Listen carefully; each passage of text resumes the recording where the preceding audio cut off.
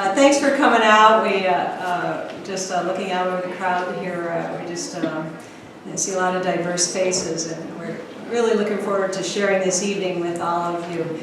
I wanted to introduce the people who have kind of put this together. My name is Erica Peterson, and I represent a group of people that 6, 8, 9 months ago found out that we could nominate a National Marine Sanctuary to the Swamigan Bay area.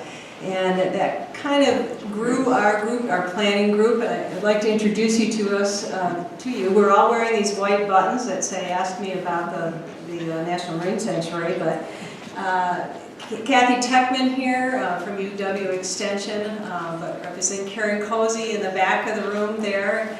And standing behind her is Kelly Peterson, who will be helping us with logistics as we move forward. Sandy Brew in the back of the room back there. Sandy, raise your hand there. Mark Peterson in the middle here. Joan Elias is right there too, and right in front of her is Bob Meckgreth, right there. And Devin Brock Montgomery from Northland College has just joined our team back there. Mike Fries with Wisconsin Coastal Management, who may or may not be here tonight, depending how far he had to come. Beth Regay she's also with us, but she's down in Florida right now. Stephanie Julian from Bad River Tribe is also involved with us, and Ellen Kwiatkowski from Red Cliff. So we have a very diverse group of people, and we all share a passion, as maybe many of you do, for the lake. And just today we were talking to the USGS, and they said that, we sit on the best fisheries in the entire lake, is right out there. We have the Apostle Islands, and then all of us know what impact that lake has on each one of us. And there's a cultural landscape, a story of that cultural landscape that includes the cultural and natural aspects that dates back to the first indigenous people and continues today. We all use the lake for the same things, and we will into the future. With that, I just wanted to talk a little bit briefly here about the format of the evening. We'll be introducing 2 speakers here, and then following that you'll have an opportunity to write your questions on a card, which you may or may not have, but we have them with pencils, or you can raise your hand, whichever one you prefer to do. Our goal here is to hear your questions and then record your comments and then seek your support. In the nomination process, we're just right now in the initiation stage, and we'll be hearing more about that. And then that'll go into the actual nomination, and we're not quite there yet, but we will. And at that point, we need to seek letters of support from the community. And NOAA is looking for huge support from the community, and so you'll be hearing more about that. So you'll have a chance to ask us questions following their presentations, and then we also have on your way out, you feel free, if you want to pick up one of our buttons, if you feel you could talk a little bit about what the Lake National Marine Sanctuary is. But we also have flip charts in the back, and we'd like to gather your comments, your curiosities, your opinions, your thoughts and your questions on those pieces of paper if you don't write them down. Feel free to also put on those cards your contact information, so that if we don't get to your question and you want us to try to get back to you with an answer, we'll certainly try to do that too. We are being videotaped here, so it will be on our website, and you'll be able to go back and look at that or pass it on to people who couldn't be here otherwise. So. I'd like to introduce Tom Wojciechowski with UW Extension. Tom is known to many of you for his 30 years of service here trying to make positive change. He is the community natural resources and economic development educator for this area. I'd like you to welcome Tom. Good evening. I'm going to get to introduce our speakers. After that, I'm going to try to help organize the Q&A so everybody gets a chance to say something. We're going to ask that during the 2 speakers that you save your questions so that we can get through the presentations and then have lots of time for Q&A. If you got a question that's just burning, write it down somewhere. And then when we get to the Q&A, please raise your hand or pass the cards to the aisles. We'll collect those and make sure we get all your questions. So with that, I'm going to introduce our first speaker. That is Ellen, last name Brody. Ellen is the Great Lakes Regional Coordinator for NOAA, Office of Marine Sanctuaries. She's out of Ann Arbor, Michigan. I asked her kind of what her passion in life is, and she said the Great Lakes. And her career has mostly evolved around working with the Great Lakes. So please welcome Ellen Brody.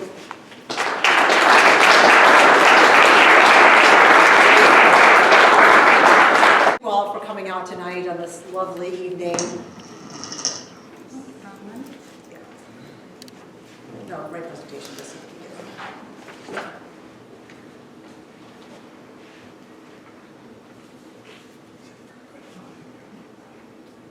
Yeah.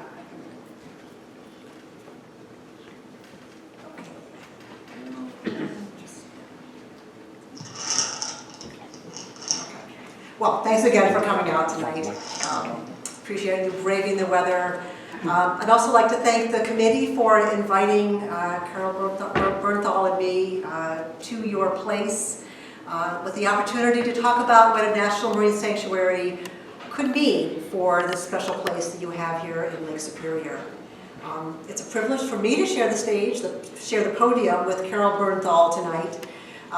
Between the two of us, we hope to provide you with some context of what the National Marine Sanctuary Program is. I'll do an overview of the sanctuary program and a description of the sanctuary nomination process. And Carol will talk about the Olympic Coast National Marine Sanctuary and provide some examples of what we do in our program. So in my talk, actually both of ours, I hope you get a sense of a couple things. What sanctuaries are. The sanctuaries are places with nationally significant resources where NOAA and our partners focus on resource protection, education, and research.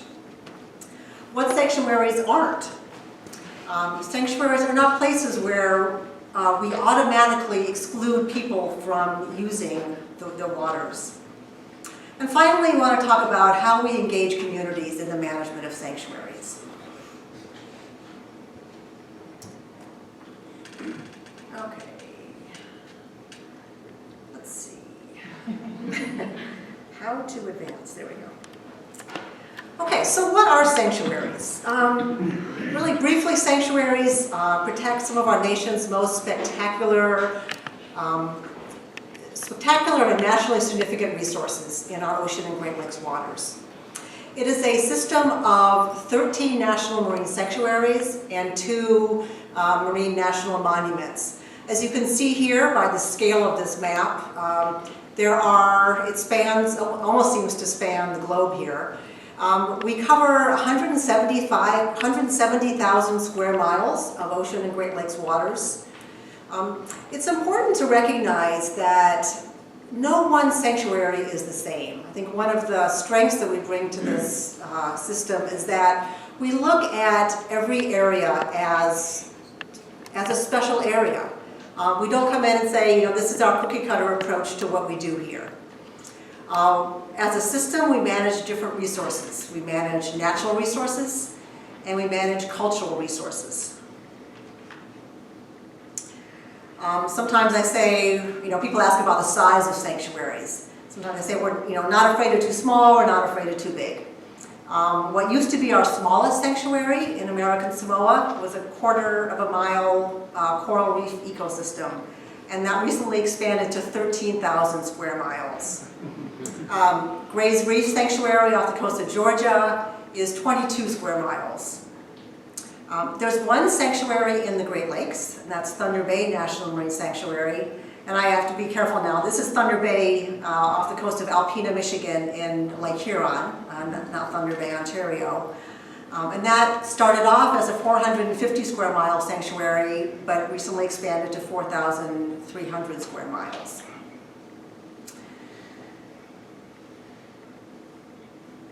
So what I wanted to do is to give you a sense of what it means to be part of this network of places. I want to show you give you a tour of the sanctuaries. And the Earth is Blue is our social media campaign, where every day we post a different picture, and once a week we post a video. So as I go through this, I want you to kind of think about the resources that we protect, whether it's coral reefs or kelp forests or marine mammals or habitat that's critical for healthy ecosystems. So I'm going to start in the Pacific, in American Samoa. We have a humpback whale sanctuary in the Hawaiian Islands, a spiny lobster in the Channel Islands off the coast of California, working our way up the coast, Monterey Bay, Gulf of the Farallones and Cordell Bank off the coast of San Francisco, Olympic Coast, which you'll hear a lot from Carol. Down in the Gulf, Manta Ray and Flower Garden Banks, which is an offshore sanctuary, and coral reefs in the Florida Keys. Stellwagen Bank off the coast of Massachusetts, where there's a great deal of whale watching and whale protection. And then moving on to the two sanctuaries we have that are focused exclusively on protecting cultural resources. We have the USS Monitor off the coast of North Carolina, and our one sanctuary in the Great Lakes, Thunder Bay, which protects an incredible collection of shipwrecks, and many of my ocean-loving colleagues are envious of the state of preservation here in the Great Lakes with the cold, fresh water. So a couple things I want to talk about partnerships, and you know, partnerships are really a way we manage sanctuaries, but a couple that deserve special attention here. And that is a partnership with a state. All of Great Lakes waters are state waters.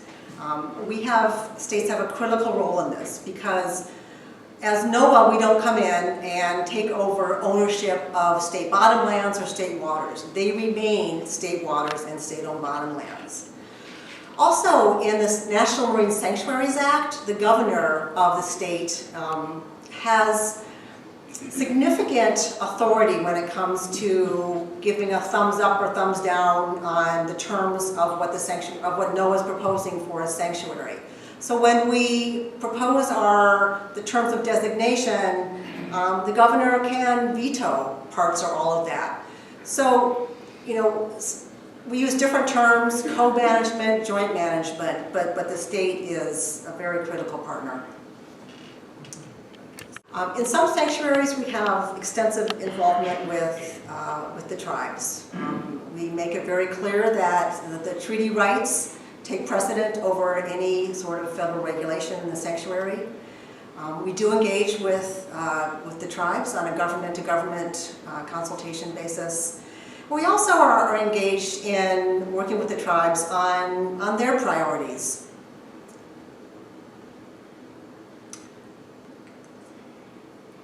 Okay, so what is the model of a sanctuary? How do you describe that? And I think one of the best ways is to use this diagram here, which shows these four arrows pointing at conservation and preservation of resources. So our major components are resource protection, education and outreach, research and monitoring, and then the community engagement part is sort of a cross-cutting aspect of what we do. So I'm going to provide a couple examples of the Thunder Bay National Marine Sanctuary, but I wanted to leave it to Carol to talk about these programs in Olympic Coast. So just a couple examples.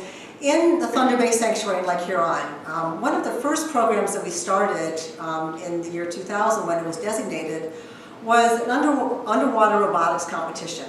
And we hosted, it was a regional competition where high school kids would come and they would build underwater robots, and there was a mission. It's a national competition ultimately, but each year there's a different mission where the ROV has to, you know, do certain things underwater.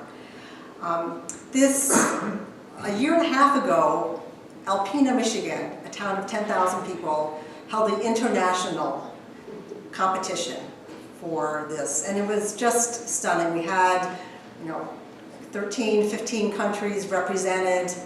But more than that, what it means for Alpena is that students now expect to be experts in this. So Thunder Bay is focused on shipwrecks, but this is focused on technology and getting the skills for our kids to advance in this world of technology.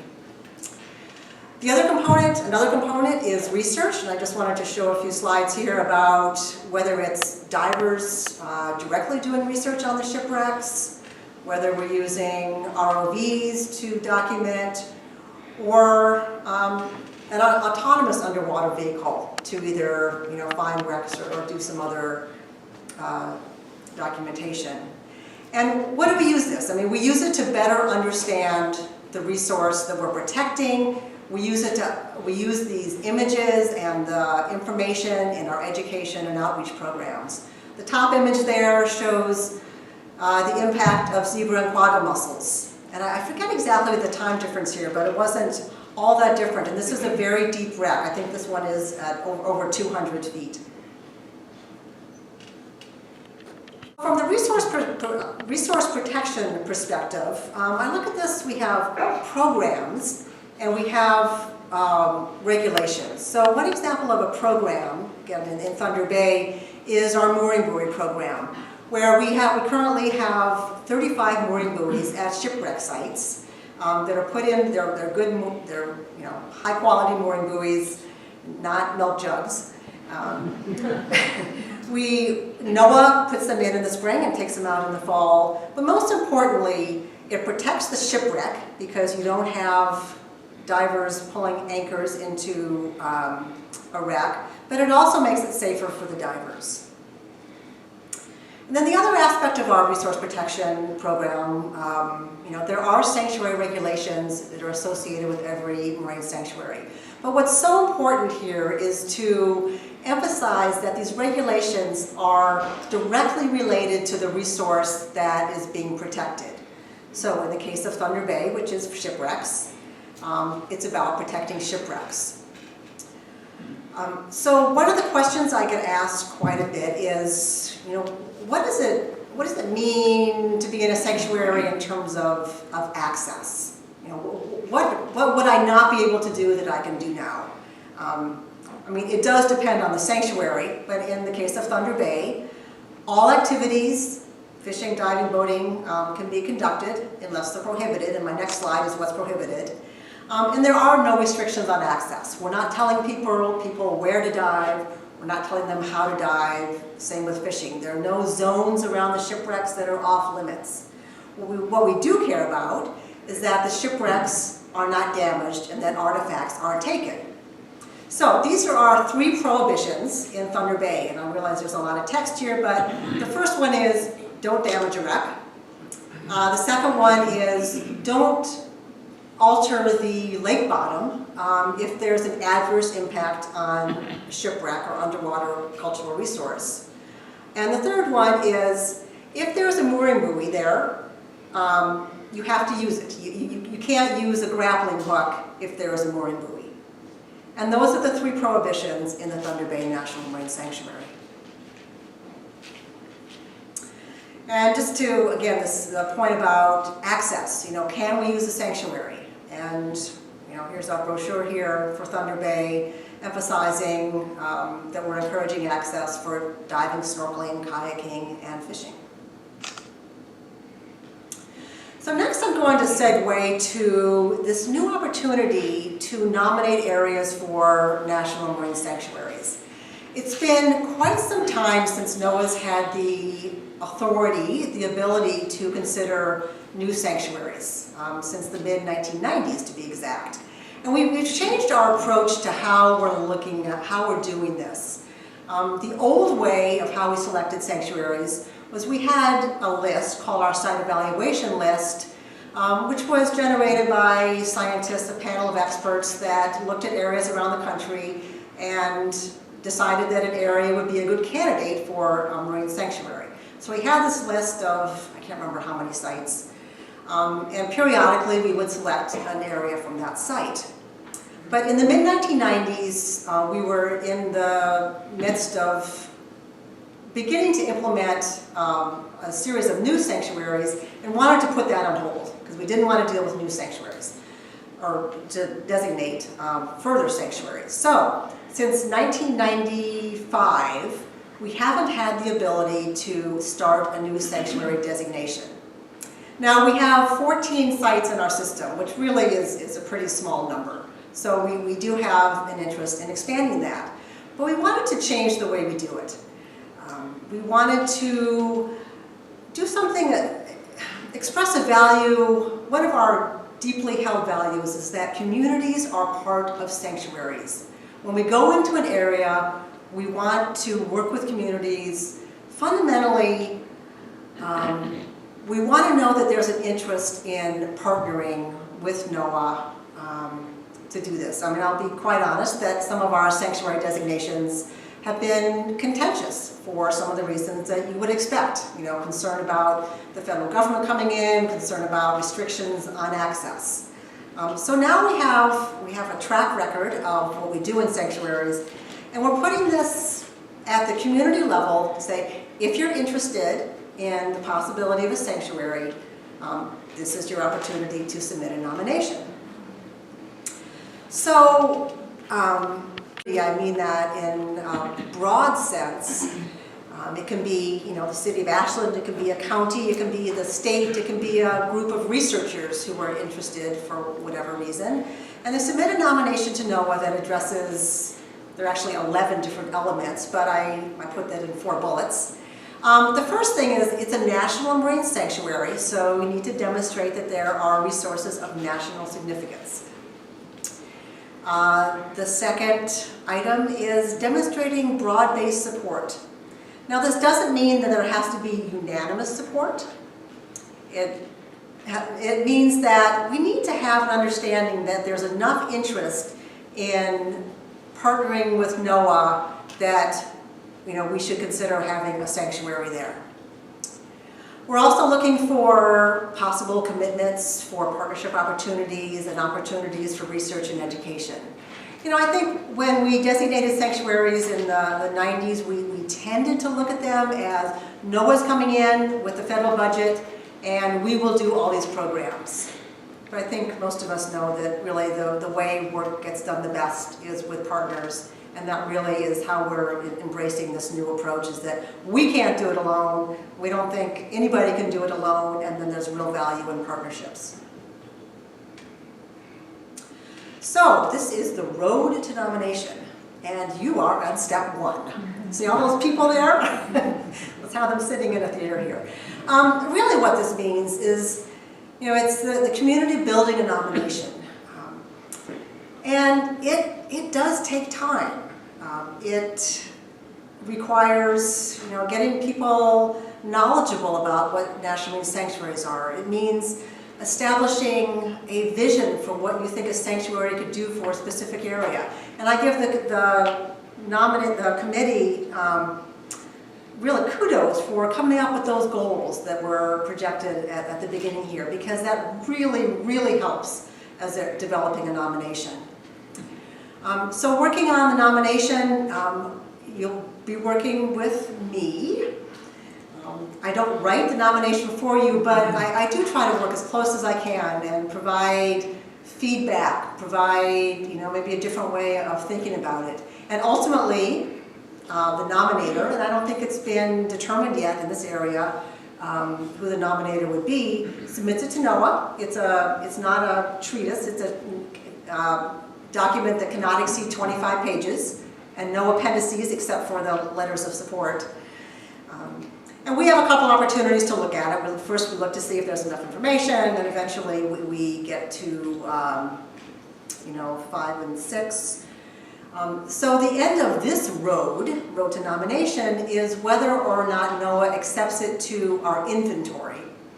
And the inventory is, it's a list, I guess, of places that we will consider as national marine sanctuaries, not necessarily.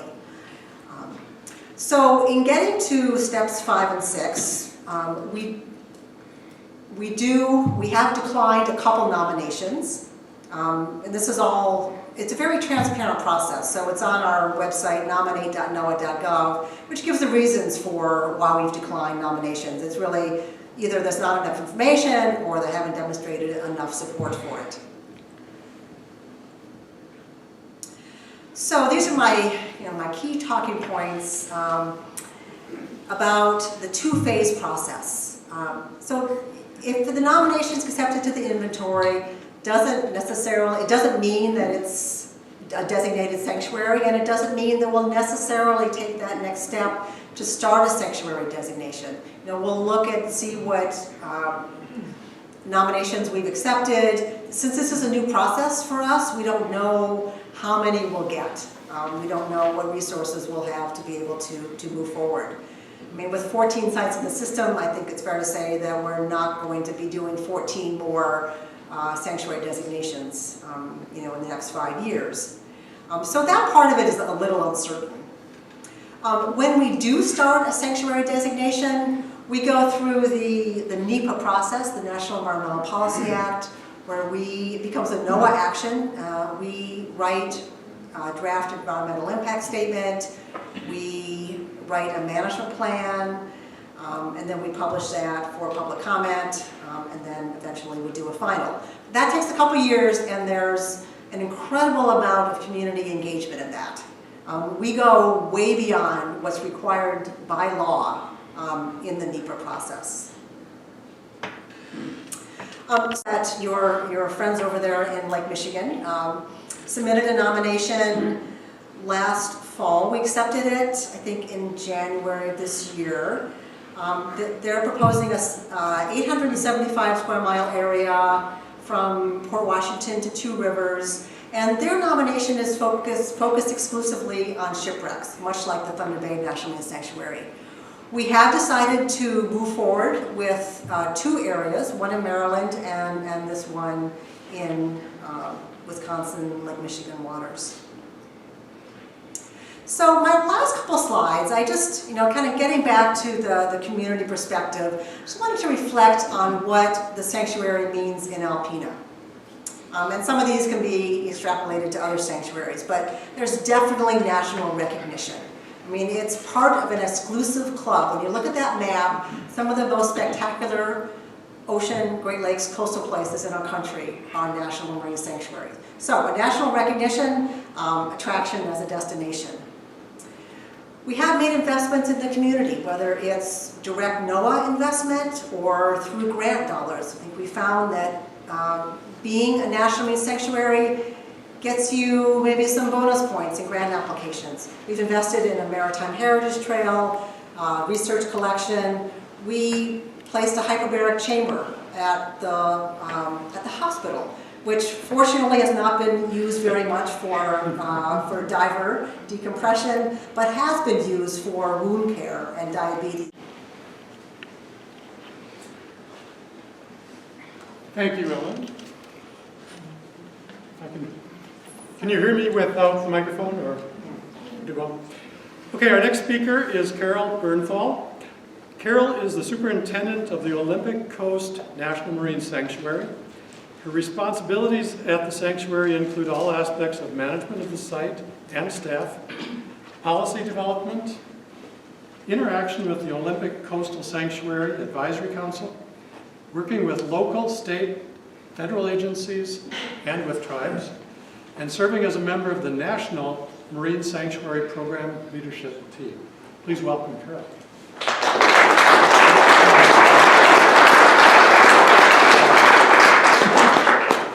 One of the things he left off is I was born in Racine, Wisconsin, daughter of the state. And it's really been a pleasure to be here and remember how hard your winters are. So what I'm going to do is kind of tell you some personal stories about a place. And I realize some of this sounds a lot of kind of bureaucratic structure. You're thinking, what does this really mean on the ground for a place? So I'd like to tell you about my place, and that is Olympic Coast National Marine Sanctuary in Washington State. And if you keep going west until you run out of land, you'll come to the place where I live, which is on the Olympic Peninsula. And in 1994, we went through a process after about 6 or 7 years, a long time, of looking at whether there should be a sanctuary designated off of this coast, and the answer was yes. And part of the reason people were really concerned was because at that time there was a great threat for the development of offshore oil and gas. And there was a lot of interest in what could we do to protect this amazing outer coast area. And so folks started looking around and they went, who has authority in the ocean? And how can we work together to both understand this area, protect it, but also make sure that we get to continue to use it. So after a lot of deliberation on size and what should happen, the sanctuary was designated in 1994. And it extends from that very northwestern tip at a place called Cape Flattery, very spectacular spot, 135 miles of coastline, and it goes from the landward out between 25 and 40 miles offshore. And it overlaps with Olympic National Park and the offshore islands, which are part of the Washington Islands National Maritime Refuge System. And it also has 4 coastal tribes who have treaty rights that existed for much longer than we've been around. So I call it the combination of white, green, and blue. And the white starts out kind of in the core of the Olympic Peninsula, and it extends down through these watersheds into the ocean. And that's what it looks like. I've been on the top of that peak. That's Mount Olympus at 8,000 feet, which is in the core of Olympic National Park. And it provides kind of the heartbeat, if you will, of our ecosystem out there, because that's the place where we get all our water from. And a very important area that is undergoing change. I'll talk about that a little bit later with climate change. But the core of Olympic National Park is these watersheds that radiate out from these glaciers that extend from about 6,000 to 8,000 feet in elevation. And then we hit this incredible, rich, old-growth forest. And these trees can range from 200 to 400, 600 years old. They are pretty much the remnants of what covered this entire peninsula at one time, and a very important stable part of our watershed. So that's the green. And then we hit the blue, and that's the Pacific Ocean. And a very rich area that is very remote. Pretty much you got to be a hardy person to get there. And either you hike in or you access by 2 marinas to get into this area. And only a few points where the road actually comes out to it. So a very remote wilderness coastline that overlaps with Olympic National Park along this coastal strip for 62 miles. And that's what it looks like. It's an amazing place where this vast Pacific Ocean, salty ocean, hits the land. And this also includes 4 tribal reservations. So every inch of this sanctuary has what's called a usual and custom area for one of those 4 coastal tribes. So these are treaty rights that they have to fish, and in the case of the Makah, to take whales that existed prior to the designation of the sanctuary, and is a very important part of how we do our collaborative management with them. So it contains, we have an amazing tidal range that can go from 0 to -2 to 4 feet, and in that is an amazing set of intertidal resources. And if you've ever come out and to this area, when the tide goes out, they have a saying that the table is set, because there are many organisms that the tribes and other people like to harvest and eat, and they still do today. But this is also some of the most productive intertidal areas on the West Coast, because we get this very cold, rich water kind of hitting seasonally this area and going in and out and causing a lot of productivity. Those are gooseneck barnacles. That's a resource that is harvested. You can eat them. They don't look especially friendly, but if you peel them off and steam them, they actually make a really nice dinner. And a very important and long cultural history. This is a place along the coast called Wedding Rocks that tells the stories. These petroglyphs are between 300 and 500 years old, 300 to 500 years old. and they tell the story of the tribe's relationship to the ocean. And these tribes are very much alive and well. They are still practicing their culture, and they are also very much involved in modern resource management. So we have a very rich relationship with the coastal tribes. So I wanted to give you a visual of some of the resources that we have that make this a nationally significant area, because that's one of the questions that come up when you go through a sanctuary designation is, do these resources meet that kind of national or international significance criteria? So in our case, we have both migratory and resident seabirds that move through this area as part of the Pacific Flyway. And it's also, the beach areas are important areas that folks use for harvesting surf smelt. And it's very popular but rugged. I can tell you personally, very rugged place to visit. And a very important backpacking area. People like to come out and do beach walking. We have over 3 million visitors a year to Olympic National Park. About 1 million of those folks somehow make it to the coast. So important area for tourism, but also an area where you kind of have to balance use and protection. So a lot of challenges that we work on with Olympic National Park in terms of access, where they may control access via backpacking permits. That's not something the sanctuary regulates, but we work with the park on that. So some real success around the turn of the century, this critter on the left, which is a sea otter, was hunted to extinction, but was reintroduced from a population up in the Aleutians. And they actually they were going to be, unfortunately, bombing the Aleutian Islands, and they knew that they had a sea otter population there, so they thought, well, could we actually try to reintroduce otters into this section of the coast that historically had them.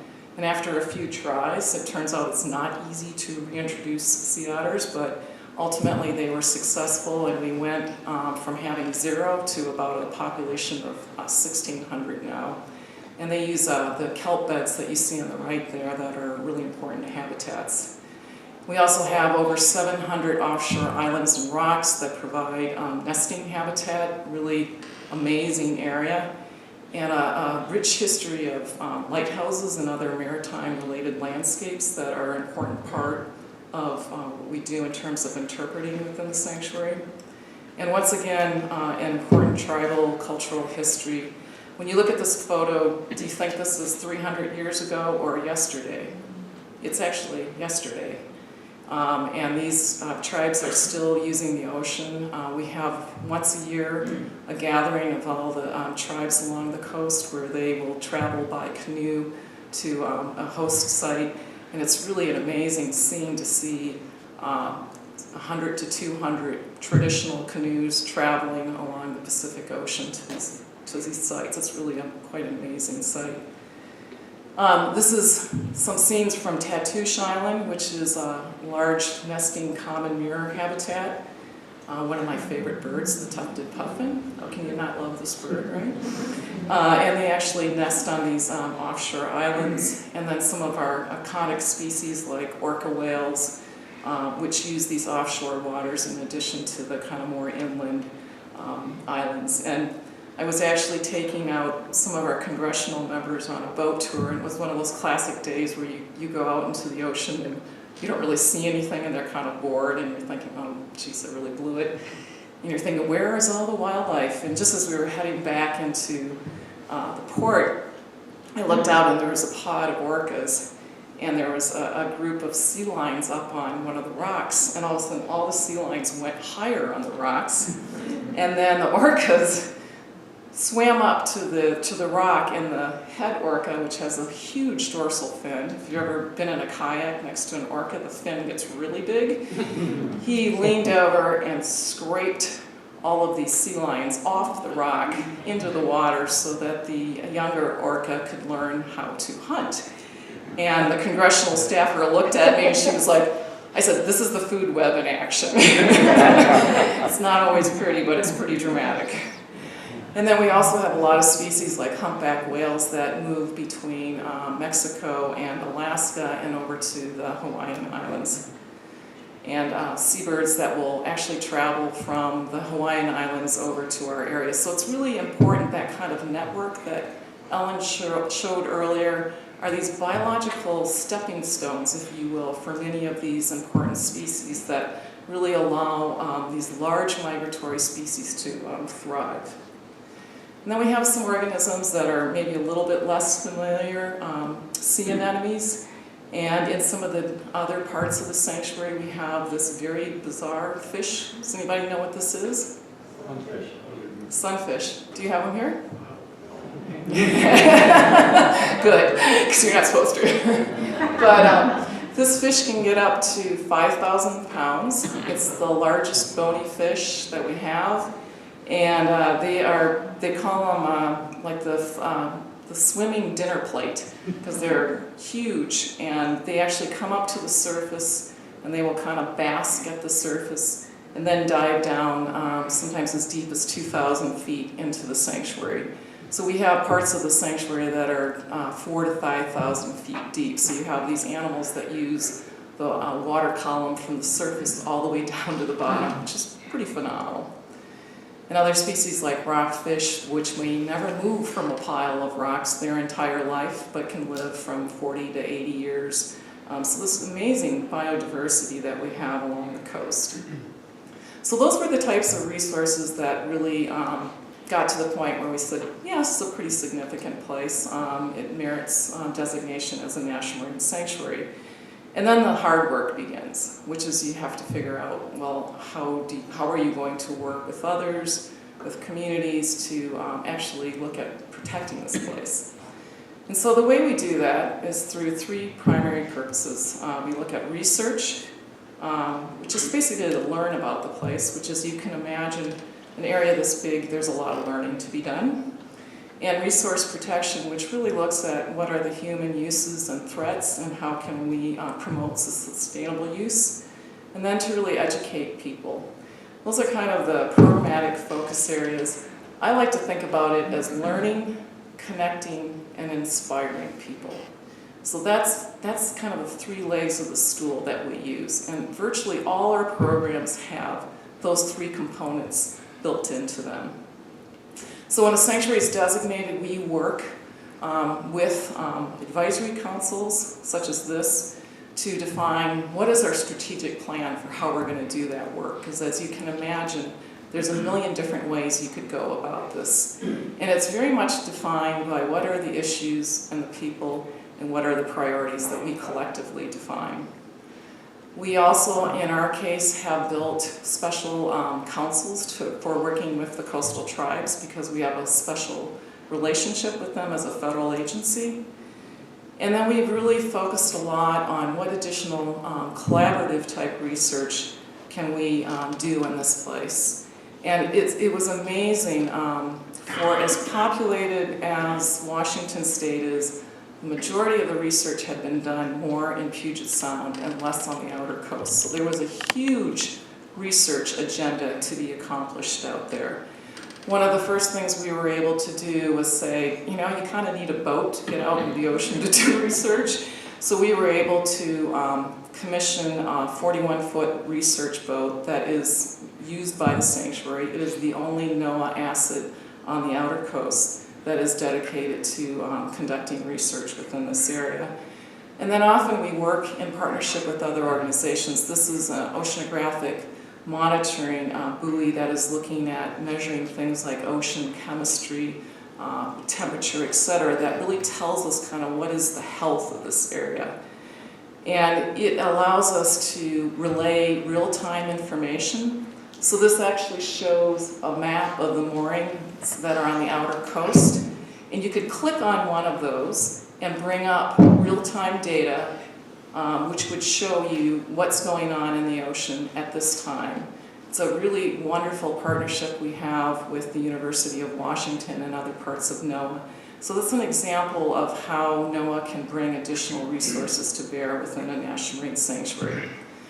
Now we have these deep water canyons off the coast, way, way below scuba depth. So we have been using vehicles like a remotely operated vehicle to go down into these canyons and actually survey and see what's down there. And it turns out there are some really bizarre things down at 4,000 feet. This is coral, not your warm water coral, but that grows below the photic zone. So no light penetrates down here, but very vibrant communities of deep sea corals that we've been surveying to understand what's growing in these areas and why they are important. And then we've been building that into our education and outreach programs. So we have a whole curriculum around deep sea corals that teaches kids what could you expect to see at the bottom of the ocean in 4,000 feet. And it's pretty surprising. Now, one of the big issues that I think all of us are struggling with is climate change. And it's very easy to see on land, in some cases, what's going on with climate change. And these are some photo shots of glaciers in the Olympic National Park that show the dramatic loss of glaciers, which is related to a warming climate.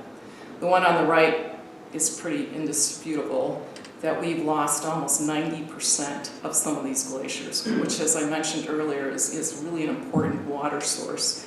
But what does this mean in the ocean, and where it's much less visible? So some of the work that we've been doing is assessing what do we think the ocean will look like 50 to 100 years from now with projected climate change, and how will habitats be changing over time.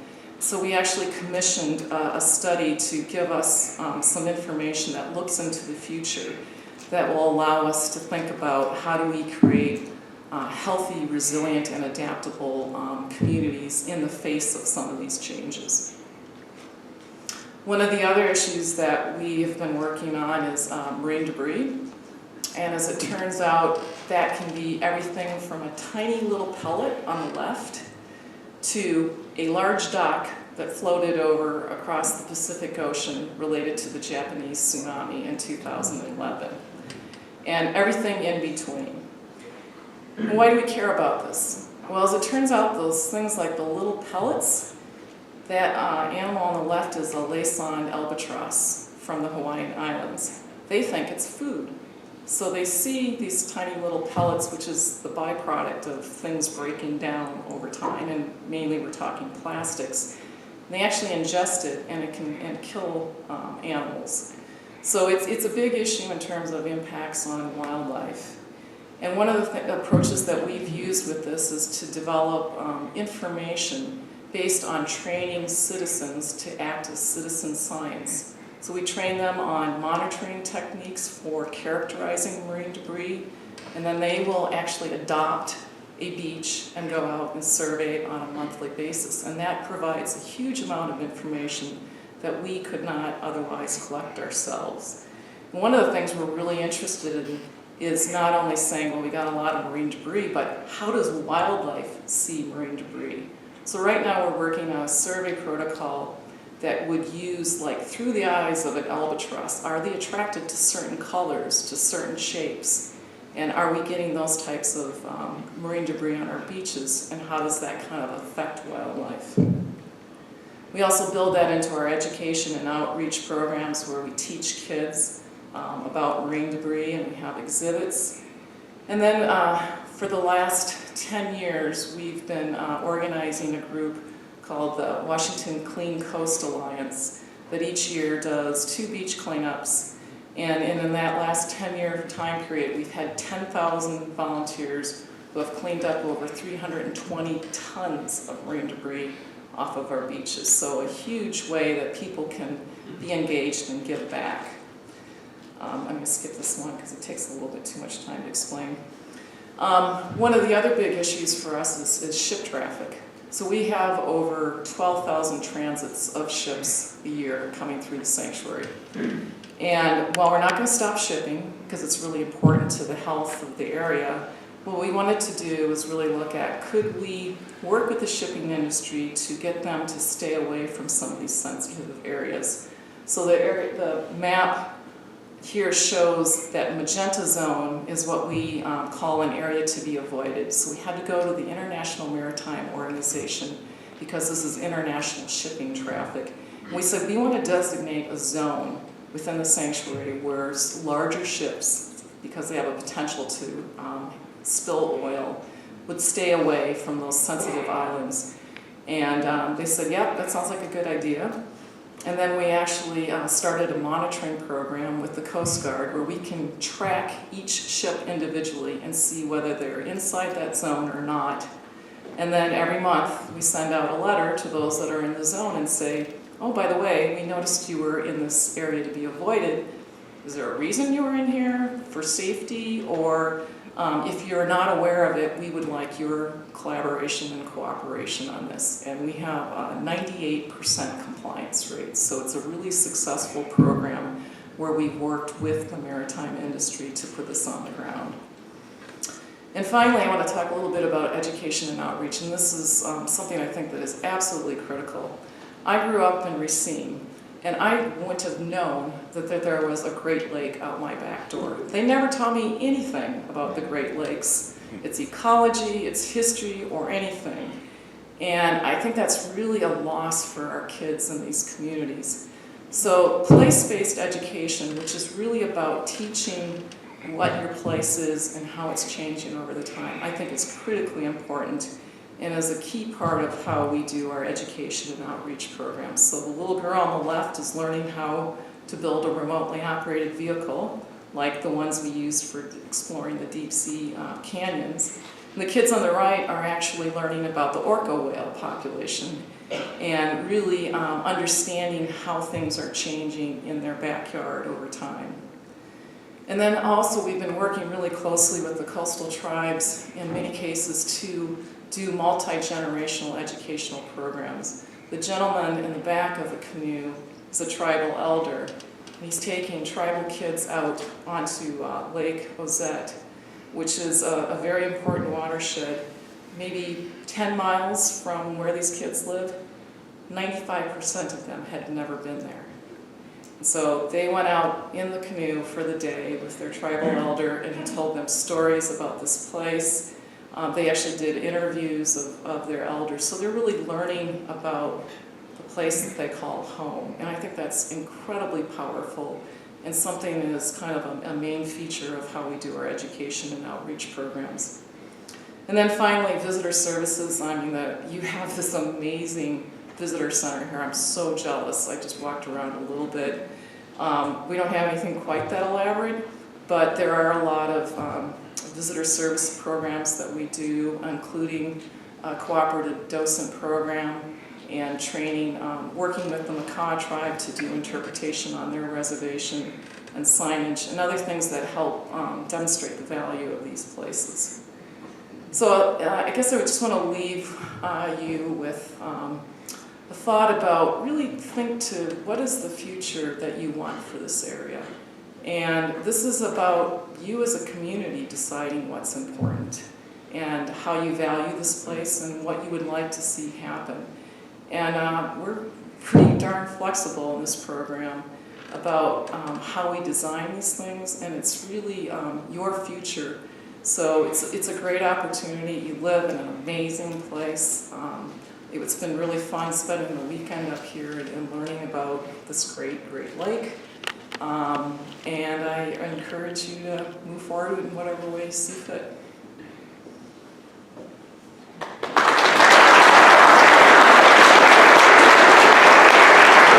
Thank you, Carol. I think we're going to ask the two of you to come sit up here. A couple of ground rules before we start with Q&A. We're going to pass around some cards, if you didn't grab one at the back table, that you can write your questions on. What I'd like to do is I'll call on someone from the audience who would like to voice their question, and then I'll try to intersperse that with one of the cards, so we'll go back and forth.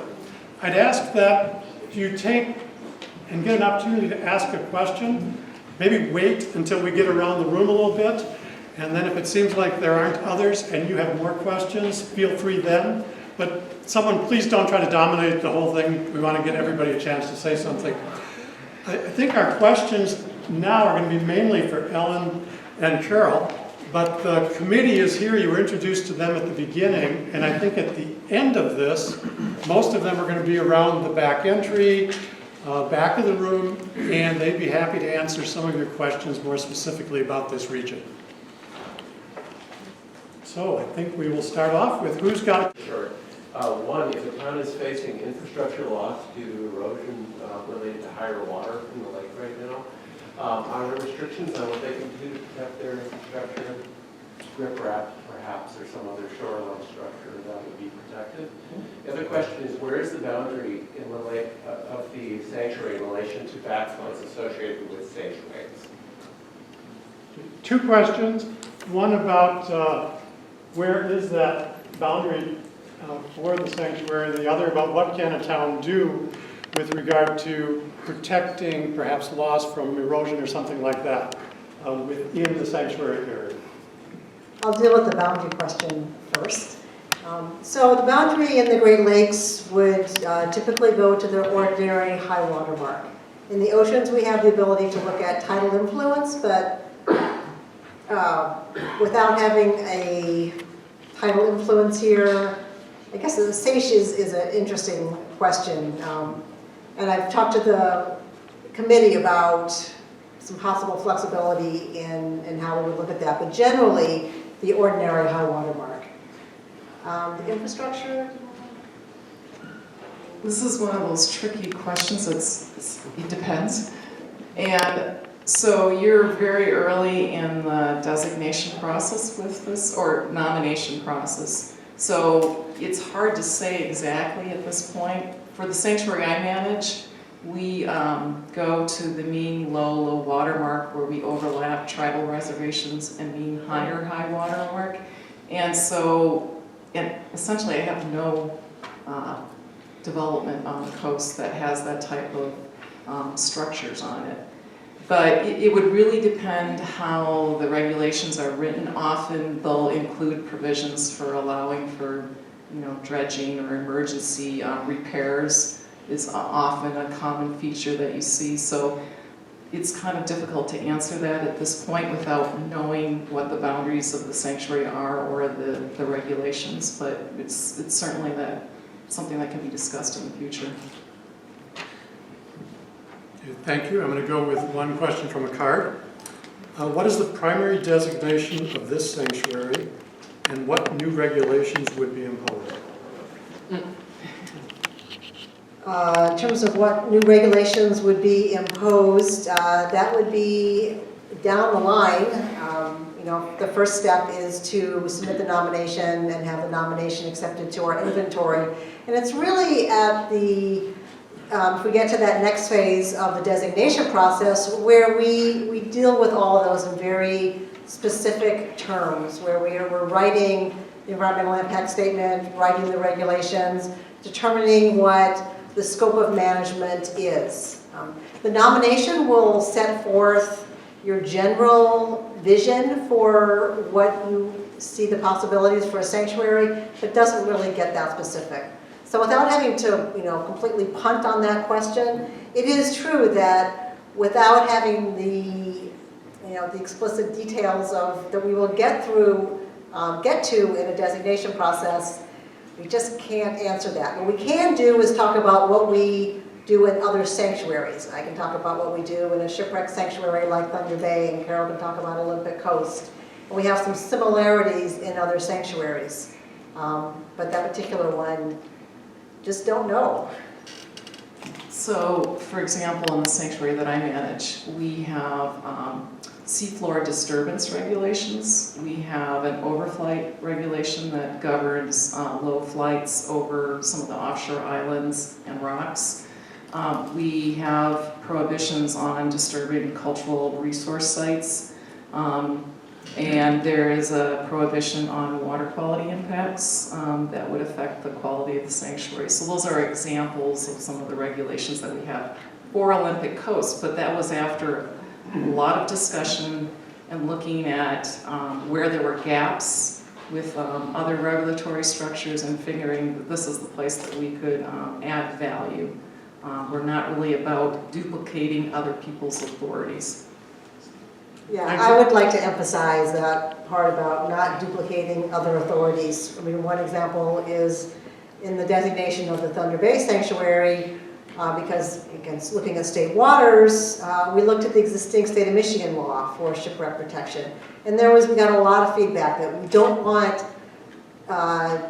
two different sets of regulations that kind of say the same thing but use different language. So we ended up mirroring the state of Michigan regulations for protecting shipwrecks. But we also added, I had that prohibitions up on the screen, we added the third prohibition, which is that if there is a mooring buoy, you can't use an anchor or a grappling hook. So we had both the kind of, I mean, it is sort of duplicating, but not duplicating, but also the value added. So those are the things that we'll be looking at, that we would be looking at. Thank you. Let's take a question from the audience. Okay, way in back. Proposal for a confined animal feeding operation in the watershed. One of the questions is wondering if that's in effect before the nomination goes through, would that impact whether or not we could have a sanctuary? I think the other card was looking at could sanctuary designation stop something like that in the future? So those might be loaded questions, but see if you can try them. Okay, well, I have heard about this and had some discussions with members of the committee, and this is a tough one, and maybe okay, so the first question was, could there be a sanctuary if there was the CAFO? And yes, I mean, there are threats to other sanctuaries. That's not a reason to, per se, not to have a national marine sanctuary. You agree with that? Yeah, I think you really, hopefully the CAFO, is that the acronym? Okay. That would not impact the qualities of the area that you're looking at to the extent that you would say doesn't meet that national standard. So I would think that would be highly unlikely. Depends on what impacts it has, but I would have a hard time imagining that it would. So the second question was whether the sanctuary would be able to stop the CAFO. Is that right? Yes. All right, well, so our regulations do address impacts to sanctuary resources from outside the sanctuary. So if they can demonstrate that it's, damage is occurring from an activity, whether it's terrestrial or in the waters outside the sanctuary, theoretically we can address that in some capacity. In our decades of managing sanctuaries, we are better tested at the activities that are outside the boundary but are in the water. For example, oil and gas development. The closest that we come in addressing impacts in the watershed, terrestrial, I think are at Monterey Bay National Marine Sanctuary, where the sanctuary program is very engaged in working with farmers and landowners to minimize the adverse impacts from those practices on the sanctuary. It can be difficult to make the case that a particular activity is harming a sanctuary resource. So I'm not saying that we can't do it. I'm saying that it can be difficult to do. Could I add one component to that question, which maybe might help a little bit? You have the roadmap up here with, I think, a couple of years of time to get to a certain point. What's the overall time span from we're on step one to actually being designated? Right. So that roadmap was just to get to the nomination, to get to the inventory. It depends on how much, well, it can take a while, or it can go pretty quickly. We'll work with you however long it takes. I mean, I personally believe that it takes as long as you need it to take, because sometimes it takes more time to build community support and to talk to people about what the sanctuary program does and what it doesn't. When I worked with the Lake Michigan communities in Wisconsin, I mean, they have been seeing me for about 7 or 8 years, so this was not a new concept to them. But for you, and just learning about it, you may not be ready right now to say, yeah, I'm ready to write a letter of support. So there's no deadline for submitting a nomination, so I guess that's one part of it. We don't have, all nominations must be submitted by December 31st, 2016. So it's kind of an ongoing process. Once a nomination is submitted to NOAA, we do have, X amount of months to make a decision on that. First we review it for sufficiency, and then we look at the national significance. But we can turn them around pretty quickly. Once it's on the inventory, it can stay there for 5 years, and we can act on it anytime in that 5-year period. Thank you. Another question. What's the range for individual sanctuaries in annual expenditures? That's not a question I expected to get. I'm trying to look in my mind, scan the last budget sheet. Probably, I would say 400,000 to 6 million. So a place like Papahanaumokuakea, which is the northwestern Hawaiian Islands, is a 1,500-mile-long island chain that is uninhabited. So you can imagine doing operations there are quite expensive. You have to have large ships that go out for a month at a time to do research. So it's quite expensive to manage a place like that. The site that I manage is a $1.5 million budget. Thunder Bay Sanctuary is, I think, a little over $1 million, going to staffing costs. We do have a visitor center in Alpena that consumes a significant portion of our annual budget. We do apply for grants to help support our programs. Some sanctuaries are small, some are large, some are more complex than others.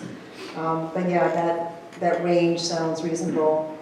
When we were doing the Thunder Bay designation, we have to write a management plan, as I mentioned. At that point, we were predicting a $200,000 annual budget. So, yeah, it was salaries were lower at that point, but that was pretty small. We got a pretty big jump in our the budget. I think the first or second year. Okay, next question is from a card. Sanctuary designation legislation. And they have an acronym of SAR? Search and rescue. Okay.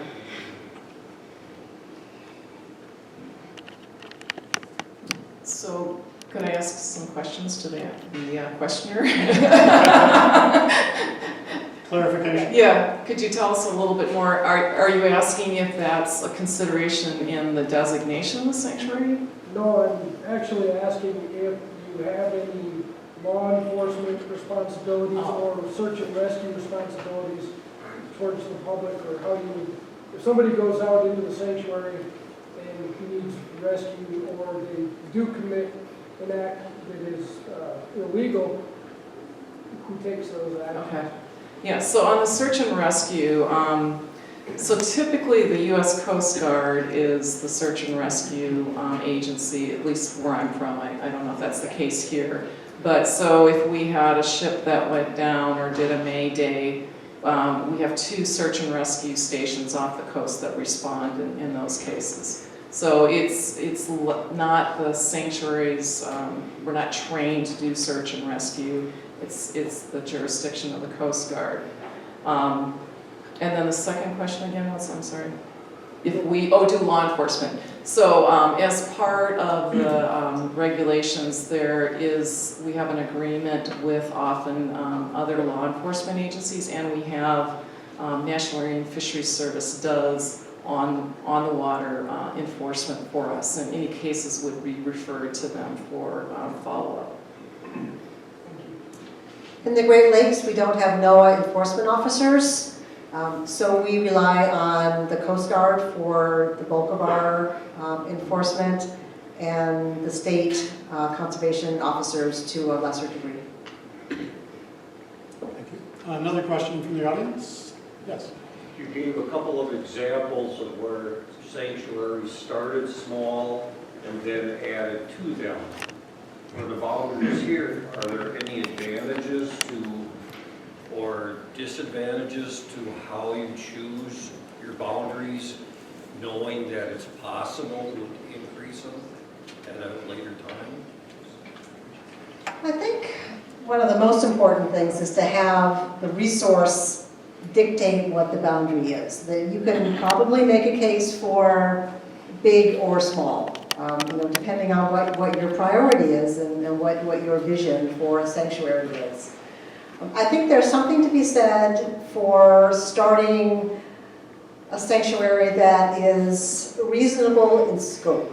So you can build a good foundation and you can have successes rather than having the resources distributed among a lot of different communities and schools and programs. And I think that's what we've seen.